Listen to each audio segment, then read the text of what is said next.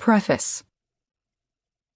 In preparing this work, our object has been to put into permanent shape the few scattered reports of the women's suffrage movement still to be found, and to make it an arsenal of facts for those who are beginning to inquire into the demands and arguments of the leaders of this reform.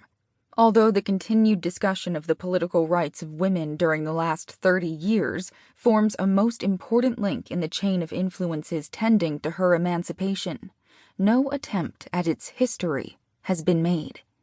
In giving the inception and progress of this agitation, we who have undertaken the task have been moved by the consideration that many of our co-workers have already fallen asleep, and that in a few years, all who could tell the story will have passed away.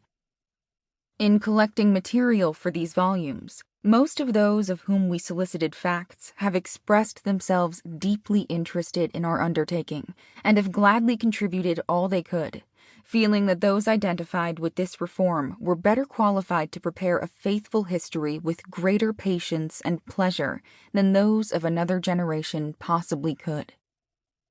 A few have replied, "It is too early to write the history of this movement. Wait until our object is attained. The actors themselves cannot write an impartial history. They have had their discords, divisions, personal hostilities that unfit them for the work." Viewing the enfranchisement of woman as the most important demand of the century, we have felt no temptation to linger over individual differences. These occur in all associations, and may be regarded in this case as an evidence of the growing self-assertion and individualism in woman.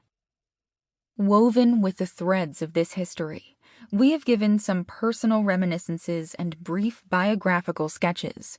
To the few who, through ill-timed humility, have refused to contribute any of their early experiences, we would suggest that as each brick in a magnificent structure might have had no special value alone on the roadside, yet, in combination with many others, its size, position, quality becomes of vital consequence.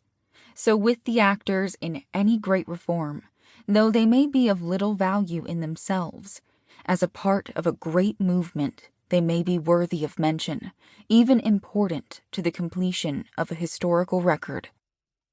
To be historians of a reform in which we have been among the chief actors has its points of embarrassment as well as advantage. Those who fight the battle can best give what all readers like to know: the impelling motives to action, the struggle in the face of opposition, the vexation under ridicule, and the despair in success too long deferred. Moreover, there is an interest in history written from a subjective point of view that may compensate the reader in this case for any seeming egotism or partiality he may discover.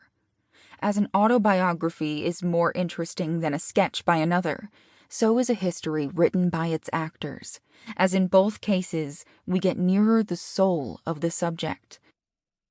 We have finished our task, and we hope the contribution we have made may enable some other hand in the future to write a more complete history of the most momentous reform that has yet been launched on the world, the first organized protest against the injustice which has brooded over the character and destiny of one half the human race. To keep listening to this audiobook, I've left you a link in the description so you can do it at no cost thanks to Audible's 30-day free trial.